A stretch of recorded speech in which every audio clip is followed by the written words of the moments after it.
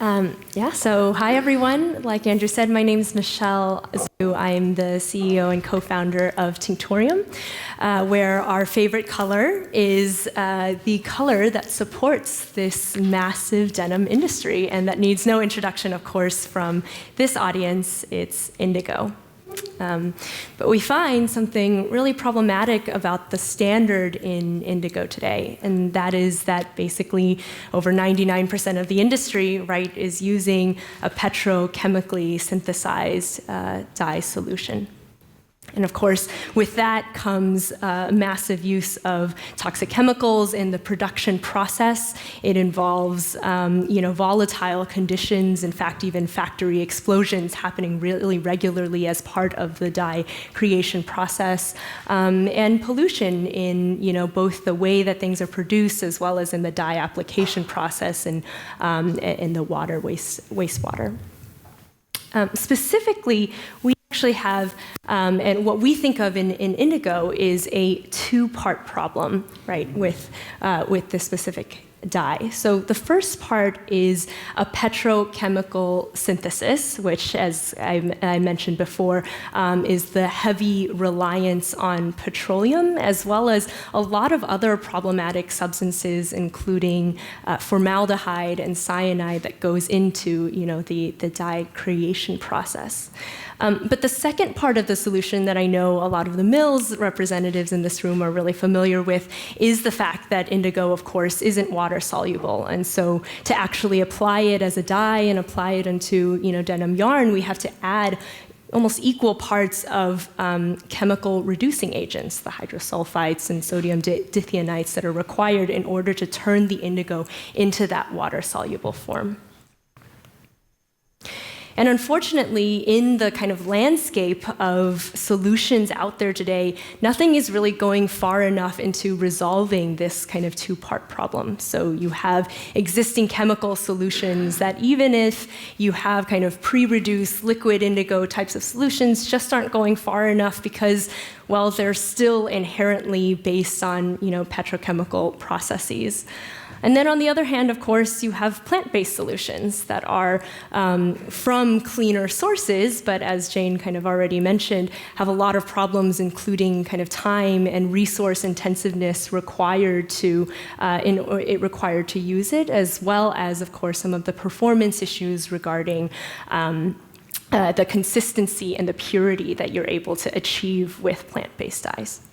And so in this landscape where plants aren't enough and chemicals aren't quite doing the trick, we think that biotechnology is able to create an alternative option. So here at Tinctorium, we are creating a proprietary biosynthesized dye solution that can eliminate the need for toxic chemicals in the color production process, and therefore be able to enable this rise of sustainable fashion that, as many speakers before me have already told, millennials today are literally demanding and protesting on the streets for. And how exactly does this work? Well, I think I first need to describe the rise in this discipline called synthetic biology that is similar to what Edward kind of talked about. And basically what that is, and this is what my co-founder, Tammy, actually graduated in her PhD at Berkeley studying, is this discipline around engineering biology. And basically, we now have such a richer understanding of biology, as well as a rise in tools that we're able to observe phenomena that happen in nature and be able to recreate that in the lab. So let me clarify a little bit what that really means in terms of a couple examples that might be familiar to some of you in this room. Maybe first and foremost, most prominently, right, the Impossible Burger, which is creating a veg-based burger, but we're able to basically identify the key protein in the key protein in meat that can create the kind of bleeding and taste effects that are able to make meat taste so good, and therefore create that, ferment that in the lab, add it to their veggie burger, and create something that is a more sustainable alternative to meat. Similarly, companies that are more closely aligned to the fashion space, biomaterials companies like Bolt Threads and Modern Meadows, are respectively producing spider silk or leather in the lab without the use of spiders or cows. And so all of these companies together are basically working towards and using biotechnology to work towards creating a more sustainable future. And similarly, at Tinctorium, we're doing the same thing, using fermentation biotechnology in order to grow blue dye, everybody's favorite color in the denim industry. And we basically, what we do is we program and grow naturally occurring bacteria in order to produce our, the color that we're interested in. So I'm going to double click a little bit on that as to how exactly it works. Basically, we feed our bacteria with sugar, which allows them to grow. And the bacteria are programmed to specifically to secrete an indigo precursor. And it's actually a process that we found and identified that occurs in the Japanese indigo plant, Polygonum tinctorium. So now you know how we got our name.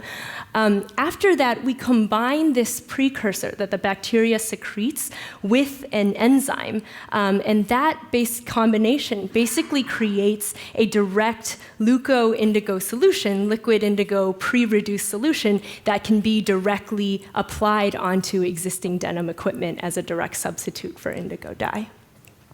And so the benefits of being able to use this kind of solution, a biosynthetic dye solution, are that one, it's faster, so the entire fermentation process basically happens in less than a couple of days. It's scalable. The only kind of limit to the amount of dye you're able to produce is just how big of a bioreactor tank you want to grow it in and how many cycles you want to run it through. It's easier to purify. So because our bacteria are secreting out the key molecule of interest, all we need to do is extract it. It's an easier extraction process in order to make sure that there aren't any kind of trace chemicals or colors in our end solution. And then finally, and probably most importantly, is that it's more sustainable. Not only do we eliminate the toxic chemicals as part of the production process, but because we are able to apply that enzymatic treatment in order to directly create a pre-reduced solution, we're also able to eliminate the need for reducing agents as part of the dye application process. So I want to take you a little bit on that journey of how this solution came to be. Here in the picture behind me is my co-founder, Tammy, working with another lab mate out of John Duber's lab at UC Berkeley. And as I mentioned, Tinctorium's technology is actually a spin-off out of UC Berkeley. Tammy's been developing this as part of her PhD over the last 6 years. And here you can see them basically taking the leaves from the indigo plant in order to kind of uniquely sequence the enzyme that enables our solution. And so while they were in the lab, what Tammy was able to do was basically show proof of concept that this kind of dye strategy works. So she took a cotton scarf, basically, and ran it through this solution in multiple cycles. And so you can see there on the right-hand side, the dye gets darker and darker and performs basically just like standard indigo. And also, and so you're able to kind of create the beautiful look and feel of kind of like a cotton garment. But of course, this isn't how you make denim. You have to dye it at the yarn level. And so at the beginning of this year, in February, Tammy and I came together to join a biotechnology accelerator in San Francisco called IndieBio. And so that gave us a little bit of pre-seed capital to basically scale up our solution and actually prove out that it can work for the industry. And so we too worked with with our friends at IMD down in Texas, and were able to successfully create prototype yarn, and showed that not only is our solution able to scale up to a 300-liter bioreactor, but we were also able to take some of that solution, plug it into existing dye equipment, and create the ring dyed yarns that are needed for, of course, making denim. And so from here, our plan over the next year to 2 years is to create prototype fabrics now that we've been able to create yarn, and in hopes of course, creating beautiful denim garments with our new dye solution. But it doesn't stop at indigo either. While this is kind of the perfect first step for us, our solution basically enables us to create various kind of colors in the rainbow via this biotechnology solution. And so we're starting with indigo, but our aim is far broader than that, and we hope to enable an entirely more sustainable fashion industry. So to speak a little bit more about our launch plan, I think it's kind of worth diving into what we've kind of observed with other biomaterials companies and just innovation in the fashion industry as to how to actually make this workable, right, as we continue to scale up our solution and bring down our costs. So the plan is that we want to start by releasing basically very high-end capsule collections that are basically demonstration products in order to just show that our solution is something workable for the industry. After that, we plan to release co-branded lines of garments with our initial premium retail brand partners in order to really start to drive the consumer movement. And finally, when we do get to cost effectiveness and scalability for the industry, we'll then be able to move to enable mass market partnerships, because of course our ultimate goal is to make sure that it's something that isn't just workable for a small percentage of the fashion industry, but the entire fashion industry. We have a perfect team kind of designed together to support this. So for myself, I represent kind of more of the business side of Tinctorium, but I also come from a background in the denim industry. My parents, I grew up in LA, and my family owned their own denim and apparel brand, actually, growing up. On the other hand, my co-founder is my kind of scientific complement. She has studied bioengineering for the last 10 years in the Bay Area. And then our third team member is Drew Ross, who is basically responsible for the downstream processing, the concentration and purification of our dye solution. Below, you also see we have a great team of advisors as well at the intersection of biotechnology and fashion to help support us. Many of you, of course, in this room know Adriano Goldschmidt, godfather of denim. And we also have scientific advisor John Duber, who is a UC Berkeley professor of bioengineering. And then kind of in the middle of that, CSO of the spider silk company that I mentioned, David Breslauer, who, of course, helps assist us as we think about scale up and navigating the fashion industry as a scientific company. So that's all I have for you today. I'm happy to take any questions. And I guess as a last note, I'll leave you with, please remember that saving the world is in our genes. Thanks, guys.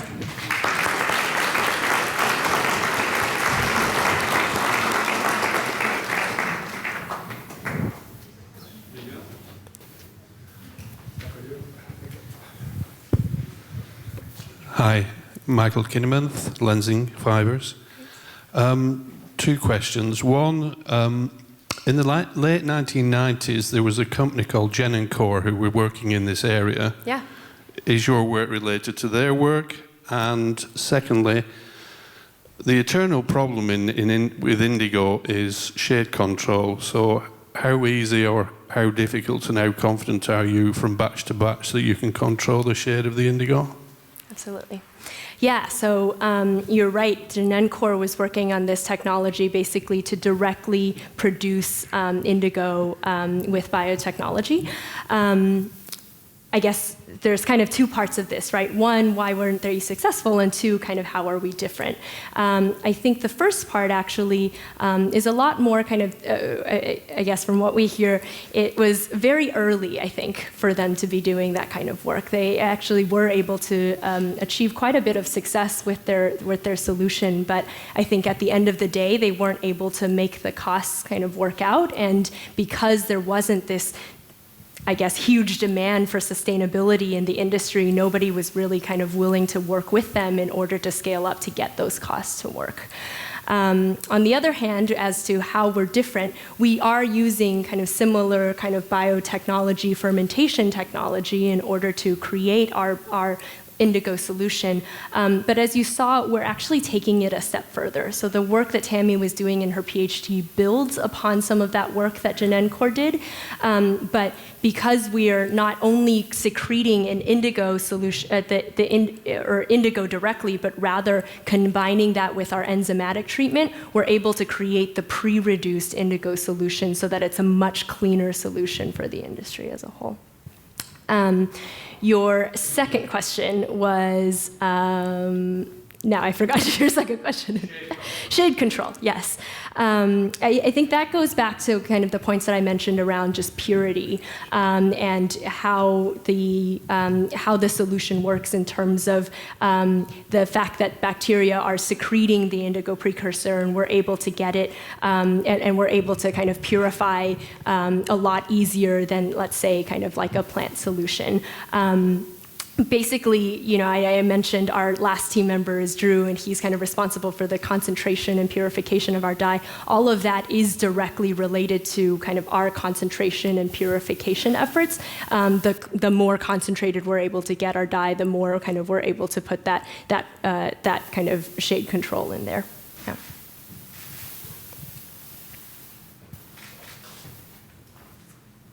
No more questions? No, looks like that. Jordan, remember you have to stand up. Say your name. Jordan, Boyish Jeans. So you're taking everything from natural indigo plants, am I correct?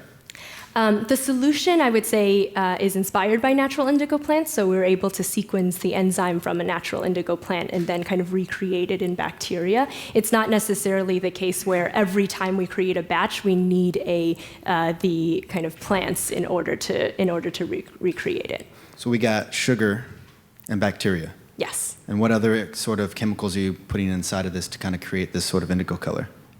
That's about it. It's really just, it's a glucose kind of driven process, and then you feed that as the carbon source for the bacteria in order to have them grow secrete the indigo precursor. And it naturally goes towards like a navy indigo color, or are you able to synthesize other colors as well? Yeah, so depending on kind of the starting plant source, basically, we can identify a plant process or kind of other kind of natural color process and basically program the bacteria in the same way to create other colors. Indigo is kind of our first target of interest, but we are certainly always looking for other ideas from the fashion industry to figure out what's kind of the next big one that people are really interested in. And within the sugar, it's glucose base, right, that you're extracting from it? So is that something that you're only using sugar, or using high fructose corn syrup, or using turbinado cane? Like what kind of... Yeah. It's a great question. I would say right now we're still early, right? Like I mentioned, we really only grew out as like a full-fledged company at the beginning of this year, so our process is still small. I would say we're still experimenting with different types of feedstocks between kind of the exact sugar source to figure out kind of what we want to use from a long-term solution, especially because I think we're also thinking about wanting to make sure that we're designing with more circularity principles in mind. So as much as we can also get sugar and carbon sources from other types of recycled sources, we're looking into those as well. Yeah, because I'd imagine there's a lot of glucose and food waste. So it's like, if you're able to synthesize that, it'd be a cool circularity if you're able to include all that, taking food waste and naturally combining it all together. Exactly. Cool. Yeah. Edward, question there. Thank you. I'm Edward. I'm from BioExtracts. You mentioned natural occurring bacteria, so that means non-GMO, I guess. Is that important in the fashion industry in general? Maybe it's not only for you, a question for everyone. We are not using GMO, by the way, but it would be interesting to hear your comment on that. Yeah. I think it is different, and I think it differs by probably all the way up to the individuals, but also kind of like different regions. Hear a lot of mixed reviews on that. As kind of a scientifically driven company, I think for us, we're perfectly, supportive of kind of GMOs. And I say that because I think the rise of synthetic biology and the, kind of new understanding and new tools that have come to being, I think in recent years, especially within synthetic biology, are such that when you say GMOs, it's not kind of this like scary thing where you can get things out in nature and it's kind of like out of control. In fact, because of the rise in these tools, you're able to be so precise in how you kind of modify these these organisms that you're able to do it in a kind of much more safe and controlled way. And so from that perspective, I think, the scientists and all in I guess our team definitely feels like, we're supportive, and especially because it's not something that's necessarily going directly into your body as well. It's a little bit easier. But, that's our take on it. And I think for sure we understand that there's different. But what do brand owners generally say about it? Yeah. Do you have you had those conversations? Yeah, we have. I mean, our initial brand partners, I think, have been really supportive of this solution as just a more scalable and, potentially cost-effective solution for the industry. I think what they understand is there's always going to be kind of factions and differences, and so there's potentially solutions where, it needs to have everybody coming together. It's not necessarily, let's say, one solution fits all for, indigo, and maybe in some cases you want the plants, and in other cases you want the biotechnology, and maybe that's okay if all of us kind of collectively together can replace the existing petrochemical solution. Yeah. So, any more questions from the audience? Just one over there. Right. Hi.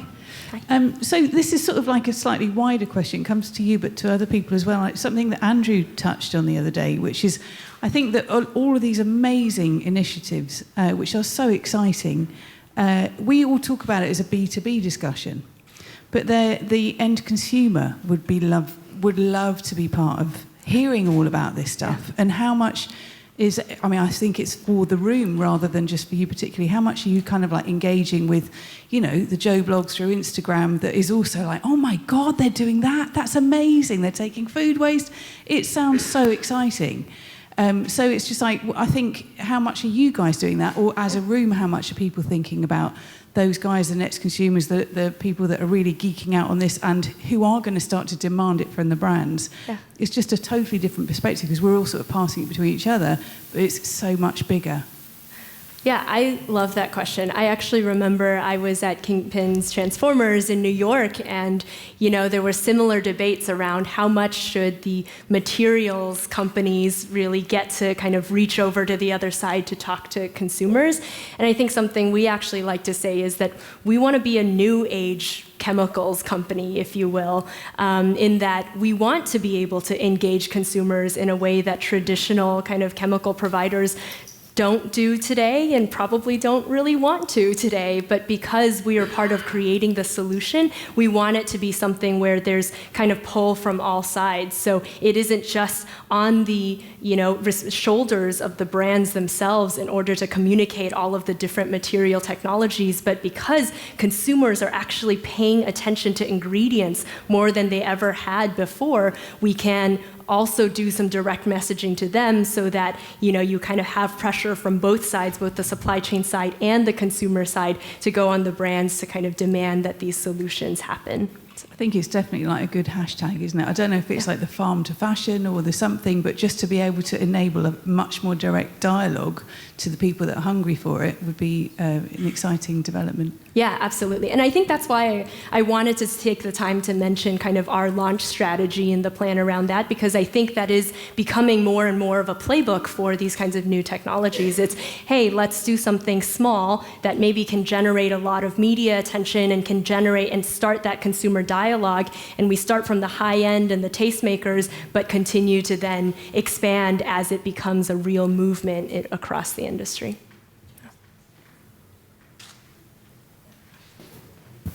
Hi, Frederik again. I have two questions. So I want to start with the high-end brand. That was one question. And have you already found one? So the first one. Yeah. I think the reason for wanting to start with the high-end brand, and I would say a lot of this is kind of theoretical. We're still definitely talking to various brand partners in order to kind of explore what is workable for people.